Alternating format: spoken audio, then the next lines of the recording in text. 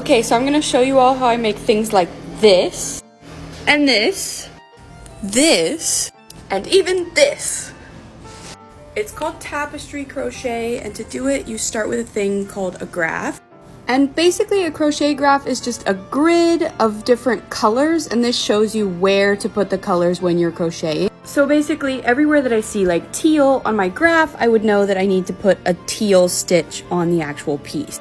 So to make those graphs, I use a website called stitchfiddle.com, and in this video specifically, I'm going to show you how I turn pictures into graphs and how I figure out the sizing and things like that. So first is the question of sizing. For me, I'm using all of these as like, they'll be a blanket eventually, so I want all of them to be about the same size, right? They're going to be a quilt.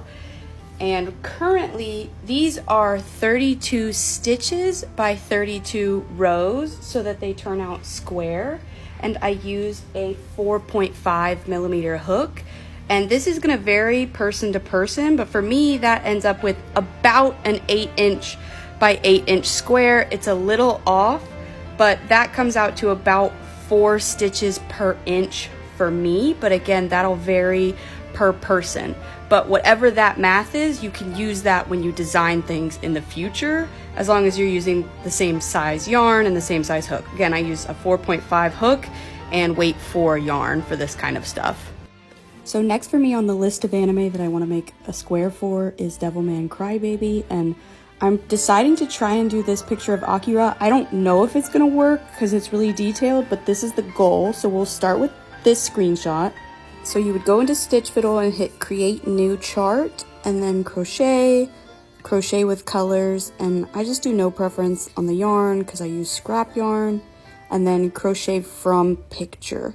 So once you've uploaded it, then you go exact size and crop, and this is where you put in the number of stitches. Personally, I found that anything less than like 30 by 30, it's really hard to get detail in. So after you put in the size, you put in the number of colors, and I just kind of play with it until I get something I think I can work with. It's not gonna look good at this stage. There's more to be done. Once you get to this point, it's really just a matter of adding in color in the different areas until it looks like something. And you really have to play with it. You can't just rely on Stitch Fiddle to do all the work for you. So I like to pull up the reference and work side by side. I'll show you when I'm finished. So here it is after I've done some adjustments. I think it's pretty good. I think it'll work. So I would say the most important things to remember are figure out your sizing and number of stitches first, and then make the colors work, and keep it abstract. Pixel art is always going to look weird close up.